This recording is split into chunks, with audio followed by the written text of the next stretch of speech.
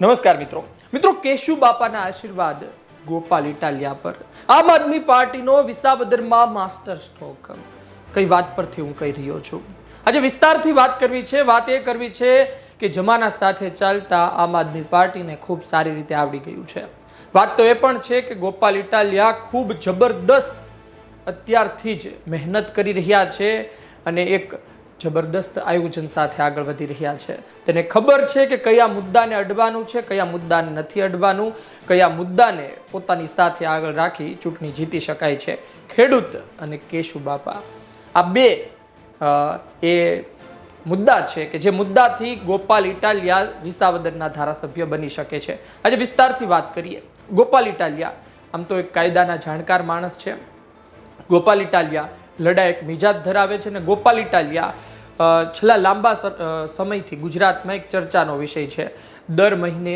દર 6 મહિને કંઈ ને કંઈ તેવી પ્રવૃત્તિ કરે છે કે સતત લોકો વચ્ચે ચર્ચામાં રહે છે એ પછી અમરેલીમાં પાયલ ગોટી માટે પોતાને પટ્ટા મારવાના હોય કે પછી ભૂતકાળમાં રાજ્ય ગૃહમંત્રીને જૂતું મારવાનું હોય આજની તારીખે પણ હર્ષ સંઘવી સામે સવાલો કરતા રહ્યા છે પ્રદીપસિંહ જાડેજાથી લઈ હર્ષ સંઘવી સુધી તેણે સતત સરકાર સામે સવાલો કર્યા સિસ્ટમ સામે સવાલો કર્યા વાત એ છે કે તે સુરતથી ચૂંટણી હારી ગયા અને હવે આ બીજો પ્રયોગ છે એ છે વિસાવદરથી ચૂંટણી જીતશે કે નહીં તેવી વાતો ચાલી રહી છે પરંતુ ગોપાલ ઇટાલિયા પર દબાણ ખૂબ વધારે છે વાતો કરતા જે ચૂંટણી લડતા હોય તેને ખબર હોય કે હવે હારનો સામનો કરવો પડશે તો પછી લોકો વચ્ચે કઈ રીતે જશે ઘણી વખત ઉમેદવારો કહેતા હોય છે કે 2 વખત હારીશું 3 વખત હારીશું 1 વખત તો હું ધારાસભ્ય બનીશ પણ એ 2 વખત 3 વખત હારવું ખૂબ તેની માટે નિરાશાજનક બાબત કહી શકાય પછી લોકો વચ્ચે આપણે જઈએ અને મોટી મોટી વાતો કરીએ પણ ચૂંટણી જ ના જીતતા હોઈએ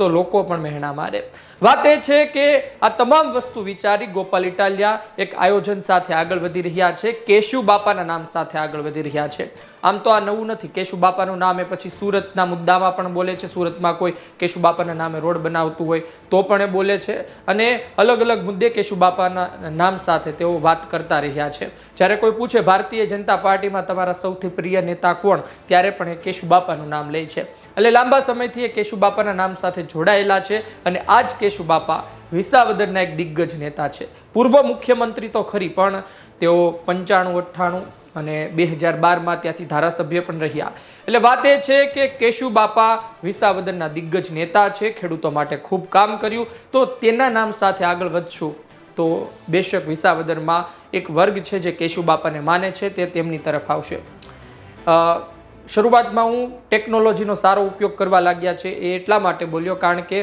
આમ આદમી પાર્ટી સુરતના પેજ પર એક વિડીયો અપલોડ થાય છે AI જનરેટેડ વિડીયોમાં કેશુ બાપા ગોપાલ ઇટાલિયાને આશીર્વાદ આપતા જોવા મળે છે આમ તો આ વિડીયો પછી ભારતીય જનતા પાર્ટીના નેતાઓ કહી શકે કે તમે આ ખોટું કરી રહ્યા છો તમે આ રીતે લોકોના મત મેળવવા પ્રયત્ન કરી રહ્યા છો ચૂંટણી કઈ રીતે જીતાય ચૂંટણી આવું બધું કરીને જ જીતાય અને ભારતીય જનતા પાર્ટી તેનાથી પણ એક હદથી વધારે શું કરી શકે છે એ લોકોને ખબર છે અને કેશુ બાપાના નામ સાથે કોઈ વ્યક્તિ આગળ વધે તો એમાં શું પ્રોબ્લેમ હોય એમાં શું મુશ્કેલી હોય ભારતીય જનતા પાર્ટી તો એમ પણ ના કહી શકે કે કેશુ બાપા અમારા જ નેતા છે કારણ કે એક સમયે તો પાછું કેશુ બાપાએ ભારતીય જનતા પાર્ટીથી છેડો પાડી પોતાની ગુજરાત પરિવર્તન પાર્ટી પણ બનાવી હતી વર્તમાન દેશના વડાપ્રધાન નરેન્દ્ર મોદી સાથે કેશુ બાપાના કેવા સંબંધો છે જગ જાણે છે વાત એ છે કે આમાં કોઈ વિરોધ ના કરી શકે AI જનરેટેડ વિડીયો છે અને અત્યારના ખૂબ વિડીયો બનતા હોય છે ગોપાલ ઇટાલિયાની ટીમે પણ આ પ્રકારનો વિડીયો બનાવ્યો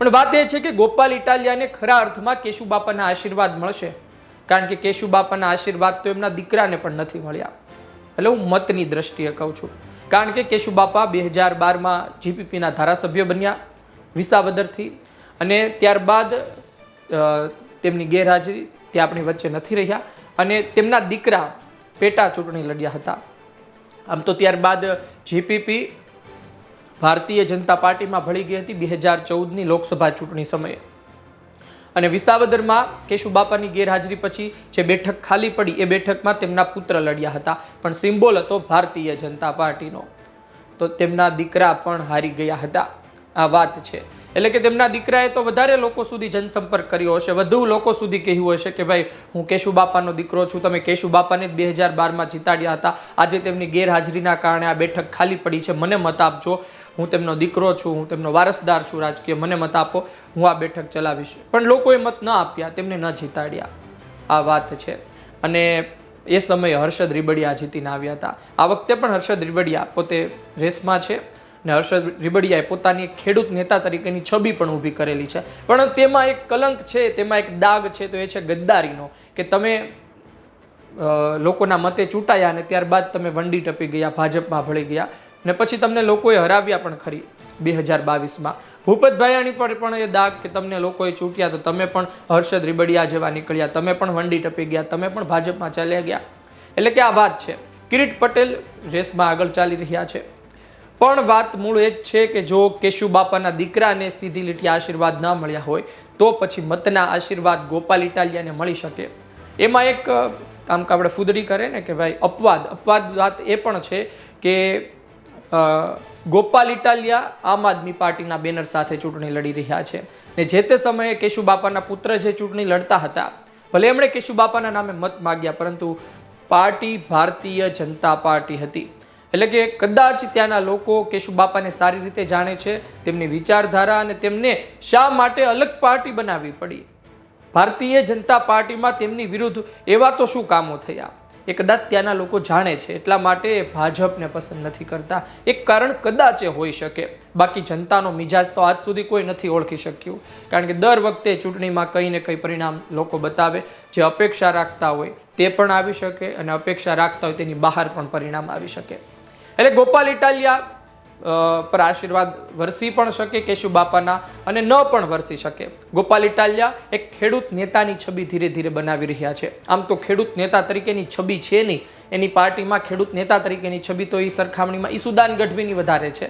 પણ ગોપાલ ઇટાલિયા વિસાવદરમાં ચૂંટણી લડે તો પછી ત્યાં કાયદાની વાતો તો ચાલે, પણ ખેડૂત નેતા તરીકે બોલવું પડે અને એ આ માટે જ ત્યાં ડેરા તંબુ નાખીને છેલ્લા લાંબા સમયથી પડ્યા છે.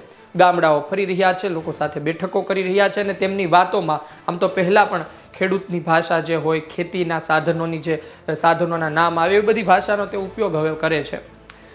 ગોપાલ ઇટાલિયા ચૂંટણી લડી રહ્યા છે. અમે પહેલાં પણ કહેતા હતા કે ગોપાલ ઇટાલિયા માટે ચૂંટણી જીતવી સરળ પણ નથી. એટલી કોઈ પાર્ટીનો સૌથી મોટો નેતા ચૂંટણી લડી લે તો તેવું પણ નથી કે જીતી જાય. કારણ કે જીપીપીમાં જે તે સમયે સાથે રહેનાર ગોરધનભાઈ ઝડફિયા ગોંડલથી લડ્યા હતા. 2012માં વિસાવદરથી કેશુબાપા લડ્યા તો ગોંડલથી ગોરધનભાઈ ઝડફિયા લડ્યા. હવે ગોંડલ તો પાટીદાર બહુમતીવાળી બેઠક, છતાં જયરાજસિંહ જીતી ગયા હતા. એટલે કે આ પ્રકારની સ્થિતિ હોય છે. એ વિસ્તારના તમે જાણકાર હોવા જોઈએ. એ વિસ્તારમાંથી મત કઈ રીતે કાઢી શકાય એ તમને ખબર હોવી જોઈએ. અને સામ દામ દંડ ભેદ બધું કરતા આવડવું જોઈએ. ભલે તે ચૂંટણીમાં આપણે એવું કહીએ કે એવું ના કરાય, ચૂંટણી તો ઈમાનદારીથી લડાય, ચૂંટણીમાં આ પ્રકારના કામો ન કરાય, જનતાને બેવકૂફ ના બનાવાય, પૈસાના જોરે ચૂંટણી ના જીત, આ બધી વસ્તુ, આ બધું આપણે વાતો થાય, આપણે બધું આવું કહીએ કે આવું કરાય આવું ના કરાય, પણ છેલ્લી ઘડીએ ચૂંટણી જીતવા માટે ભલભલા ઈમાનદાર નેતાઓ રસ્તાઓ બદલતા હોય છે. આખરે તો લોકો જીત હાર જોતા હોય છે, વચ્ચેની પ્રોસેસ લોકોને ખબર પણ નથી હોતી અને બહાર પણ એટલી આવતી નથી હોતી. એટલે કે આ વાત છે. ગોપાલ ઇટાલિયા પર આશીર્વાદ વરસશે કે નહીં વરસે તો સમય બતાવશે. ગોપાલ ઇટાલિયા મહેનત કરી રહ્યા છે. સામે મજબૂત ચહેરો કોંગ્રેસ પણ મૂકી શકે છે. કોંગ્રેસે ત્યાં પ્રભારી તરીકે પરેશ ધાનાણીની એન્ટ્રી કરાવી દીધી છે. પૂજાભાઈ વંશ પણ છે. આ એ જ પરેશ ધાનાણી છે કે જે પાટીદાર સમાજમાં એક મોટું નામ ધરાવે છે. આ એ જ પરેશ ધાનાણી છે કે જે અમરેલીથી સતત જીતતા રહ્યા છે. રાજકોટ હાર્યા, અમરેલી પણ 22માં હાર્યા. હવે ધીરે ધીરે સંગઠનમાં પોતાની સેવા આપી રહ્યા છે. અને એક ચર્ચા તેવી પણ હતી કે પરેશ ધાનાણી વિસાવદર લડશે, એટલે પ્રભારી બની ગયા એટલે ચર્ચા પણ પૂરી થઈ ગઈ છે. હાલ તે પણ મહેનત કરશે. એક મજબૂત ચહેરાને મૂકવામાં આવશે અને એ મજબૂત ચહેરો જો ખરા અર્થમાં લોકસંપર્ક ધરાવતો હશે અને પાટીદાર સમાજના મોભીઓ ઉપરથી આદેશ આપે તે પ્રમાણે મતદાન થશે તો બેશક ગોપાલ ઇટાલિયાની મુશ્કેલી વધશે. ગોપાલ ઇટાલિયા માટે દુશ્મન ભારતીય જનતા પાર્ટી બેશક છે, પણ કોંગ્રેસ જેટલો વધુ મજબૂત ઉમેદવાર ઉતારશે એટલા મત ગોપાલ ઇટાલિયાના તૂટશે, એ સીધું દેખાઈ રહ્યું છે. કારણ કે 40% આજુબાજુ મત ભારતીય જનતા પાર્ટી મેળવવામાં સફળ રહી છે અને આ વખતે પણ સફળ રહે તો ગોપાલ ઇટાલિયાને તો અમે વારંવાર કહેતા રહ્યા છીએ કે 40%થી વધુ મત મેળવવા જ પડશે ને શક્ય ત્યારે જ છે કે જ્યારે તમે કોંગ્રેસને 10-15%માં સંકેલી દો. જો મજબૂત ચહેરો આવે ને 30%થી વધુ મત લઈ જાય તો પછી આખું સમીકરણ બદલાઈ જાય ને અત્યાર સુધી ભાજપ નથી જીતી અને આ ઝઘડામાં ભાજપ જીતે તો પણ નવાઈ નહીં. જો કોંગ્રેસને પણ ના પોસાય ગોપાલ ઇટાલિયા વિધાનસભા પહોંચે, બની શકે કોંગ્રેસ માટે આ વખતે ભાજપ નહીં પરંતુ ગોપાલ ઇટાલિયા વિધાનસભા ન પહોંચે તે ટાર્ગેટ હોય. ભાજપને પણ ના પોસાય ગોપાલ ઇટાલિયા વિધાનસભા પહોંચે. આવા લડાયક યુવા ચહેરા કાયદાના જાણકાર જો વિધાનસભામાં પહોંચે તો પછી અન્ય ધારાસભ્યોને પણ વિચારવા જેવું થાય ને કે ભાઈ આટલું બોલી રહ્યો છે, આટલા સવાલો કરી રહ્યો છે, અમે કેમ ચૂપ છે? જનતા પણ પૂછે. અને એક આમ આદમી પાર્ટીની છબી સ્ટ્રોંગ થાય 2027માં સમગ્ર ગુજરાતમાં તેનો લાભ લઈ શકે એ અલગથી. એટલે કે આ સ્થિતિ છે. આપનું શું કહેવું છે કોમેન્ટ બોક્સમાં જરૂરથી લખજો. કેશુ બાપા અને તેના નામ પર ચૂંટણી લડાઈ રહી છે, ટેકનોલોજીનો ભરપૂર ઉપયોગ થઈ રહ્યો છે. વાત એ છે કે વિસાવદરના ખેડૂત આ બધું જોઈને મત આપે કે નહીં.